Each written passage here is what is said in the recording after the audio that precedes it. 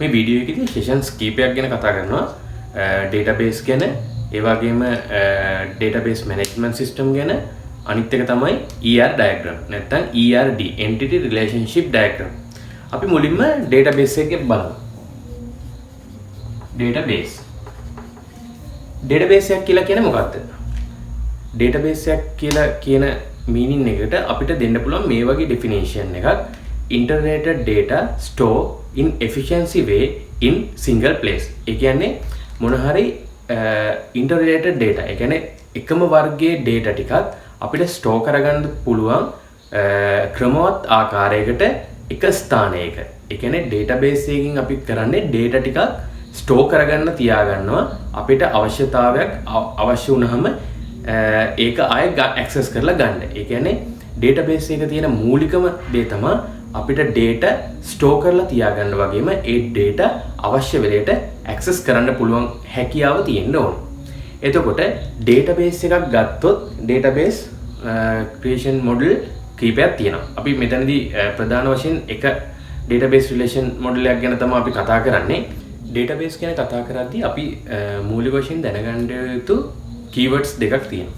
ඒක තමයි data සහ information. හරි. data එකක් කියලා කියන්නේ මොකක්ද? data එකක් කියලා කියන්නේ any raw material data for data pre-processing. ඒ කියන්නේ information එකක් ලබා ගන්න අපිට pre-process කළ යුතු දේ. ඒ කියන්නේ data වල meaningful එකක් නැහැ. එතකොට මේ data ටික pre-process කරාට පස්සේ තමයි අපිට meaningful data එකක් ලැබෙන්නේ. එතකොට information එකක් කියලා කියන්නේ after the pre-processing we are getting some meaningful data. එතකොට pre-process කරාට පස්සේ ලැබෙන data වලට අපි කියනවා information නැත්නම් meaningful data. හරිද? example එකක් විදිහට ගත්තොත් අපිට මෙන්න මේ විදිහට ගන්න පුළුවන් data එකක් සහ information එකක් අතර වෙනස. හරි. data එකක් කියලා හිතන්න ඕගොල්ලෝ sport meet කාලේ runners-ලා කීප දෙනෙක්ගේ running time datas තියෙනවා. එතකොට මේ running time datas ටික නිකම්ම අපි collect කරාට පස්සේ ඒකේ කිසිම meaningful එකක් නැහැනේ. ඒ කියන්නේ runners-ලා කීප දෙනෙක් ඉන්නවා. ඒගොල්ලන්ගේ timings ටිකක් තියෙනවා. එතකොට මොන හරි processing එකකට ලක් කරාට පස්සේ අපිට මොන හරි condition මත අපිට ඒකෙන් මොකක් හරි information එකක් ගන්න පුළුවන්. ඒ කියන්නේ හිතන්න මේ data ටික use කරලා මේ runners ලාගේ running data ටික use කරලා අපිට ගන්න පුළුවන් best runner. එතකොට අන්න ඒ වගේ කියන්නේ මොකක් හරි processing ක්‍රියාවලියකට පස්සේ pre-processing ක්‍රියාවලියකට පස්සේ data ටික use කරලා අපි ගන්න මොකක් හරි information එකකට අපි කියනවා information එකක් කියලා. එතකොට ඒකේ ඒ information එකට meaningful එකක් තියෙනවා. data ගැන කතා කරද්දී mainly part දෙකක් තියෙනවා. structured data and unstructured data. structured data කියලා අපිට මෙන්න මේ විදිහට කියන්න පුළුවන් any data stored in particular field. එතකොට මේ data ටික store කරන්නේ සාමාන්‍යයෙන් අපි table එකක.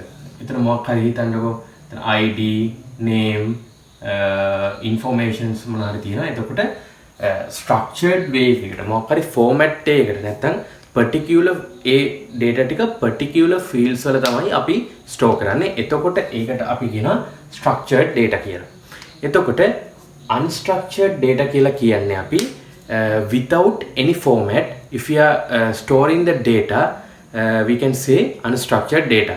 කිසිම format එකකට නැතුව අපි ඒ data ටික store කරගෙන යනවා නම් අන්න ඒක unstructured data. එතකොට structured data වල අපිට තියෙන mainම advantages තමයි we can easily access. ඒ වගේම තමයි මේ data ටික store කරන්නේ අපි row and columns. හරිද? එතකොට අපිට ඒකේ advantage එකක් විදියට ඒ row columns වල data structured data save කරාට පස්සේ අපිට easily store කරන්න වගේම ඒ store කරපු data ටක් ගාලා easily access කරගැනීමේ හැකියාවක් තියෙනවා.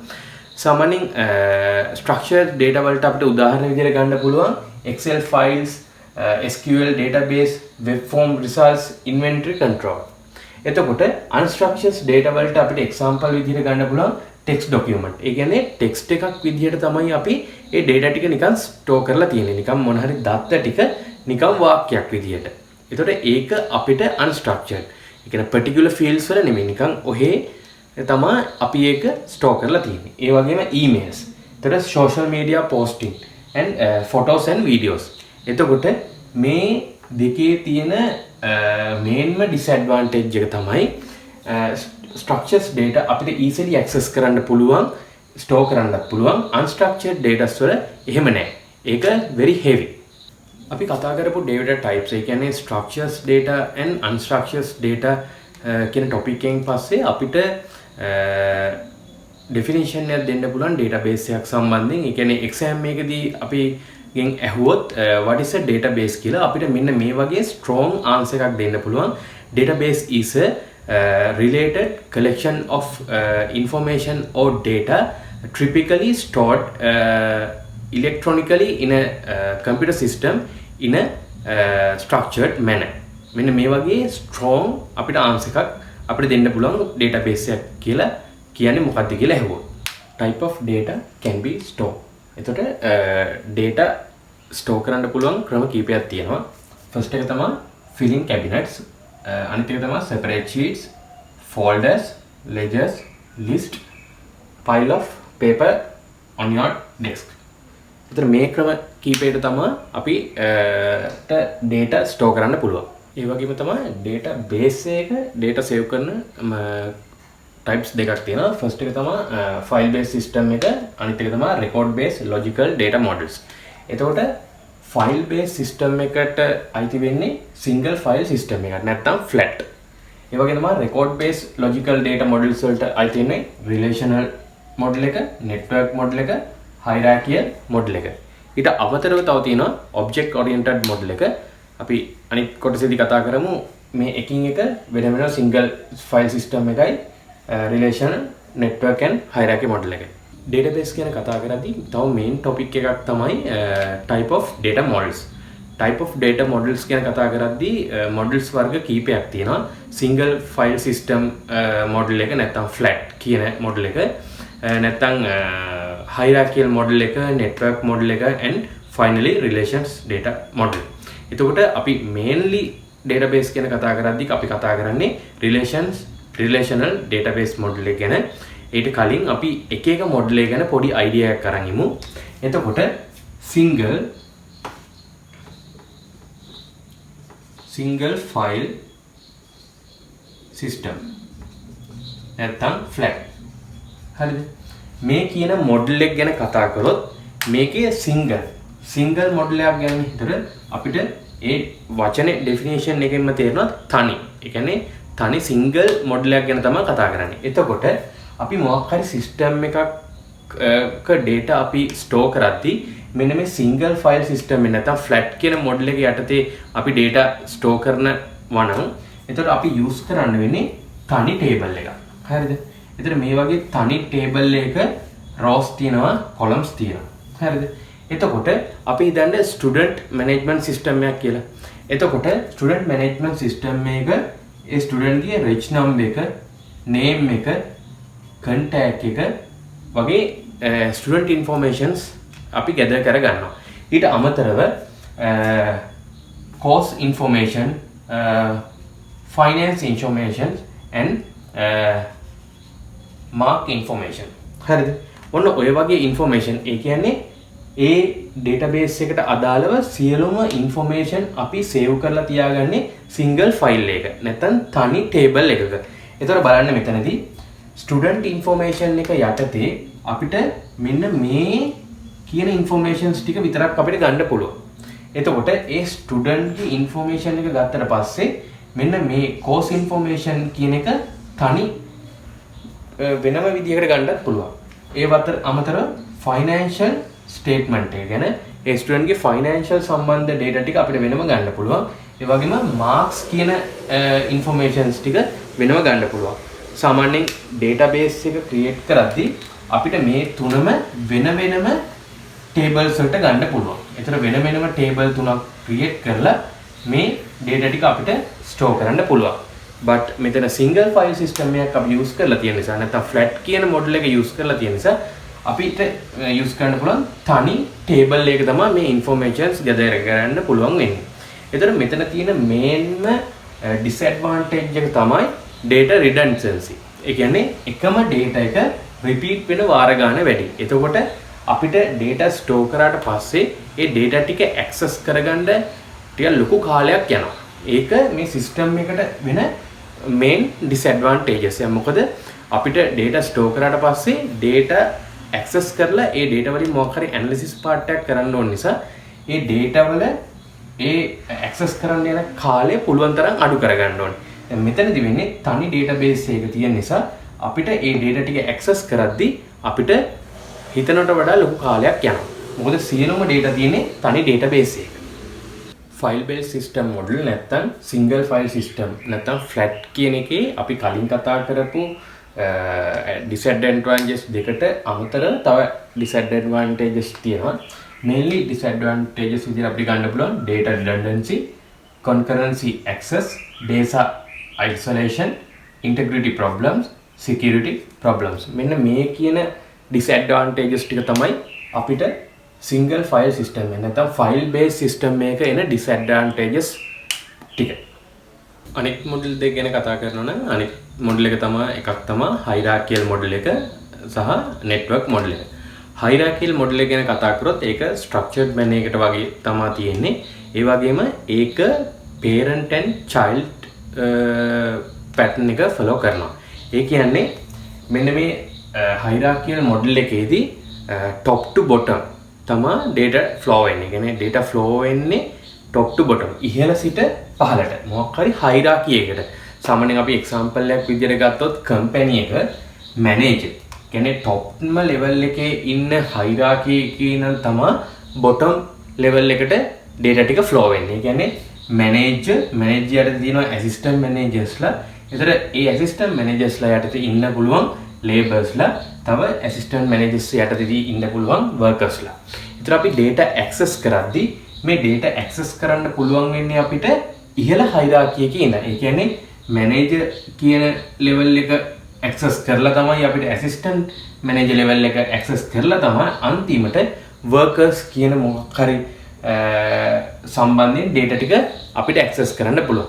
ඒතර top to bottom කියන මෙතන data flow එක තියෙන නිසා අපිට access කිරීමේ පොඩි අවාසියක් තියෙනවා. ඒ කියන්නේ access කරද්දී අපිට පොඩි කාලයක් ගත වෙනවා. එතකොට මේ අනිත් model එක තමයි network model එක කියලා කියන්නේ. ඒතර ඒ network model එකේ data flow එක top to bottom වගේම bottom to top follow කරනවා data pass වෙද්දී. එතකොට මේකෙදි මේ එකින් එක අතර relationship තියෙනවා වගේම තමයි අපිට මේ network model එකත් structured manner එකට තමයි තියෙන්නේ. එතකොට hierarchical model එකත් එක්ක network model එක compare කරද්දී අපිට data accessibility එක network model එකේදී වැඩි. අපි අර ඉස්සරහට කතා කරන relation types ගැන one to one, one to many වගේ relationship තියෙනවා.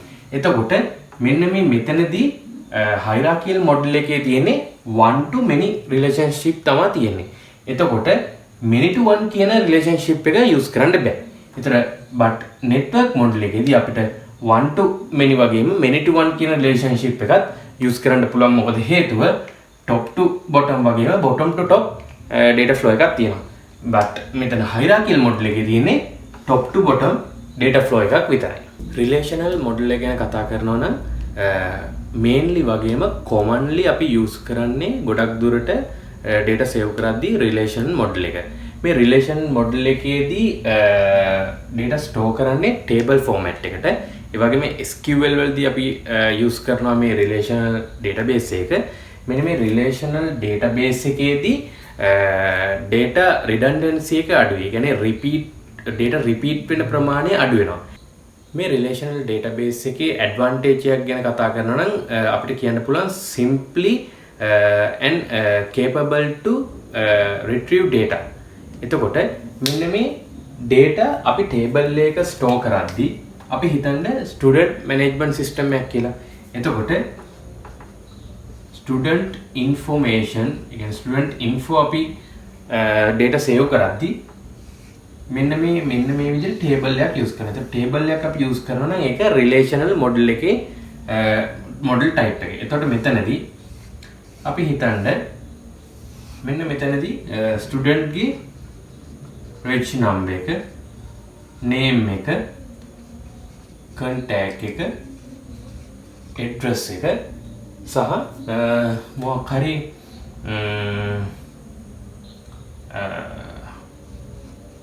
course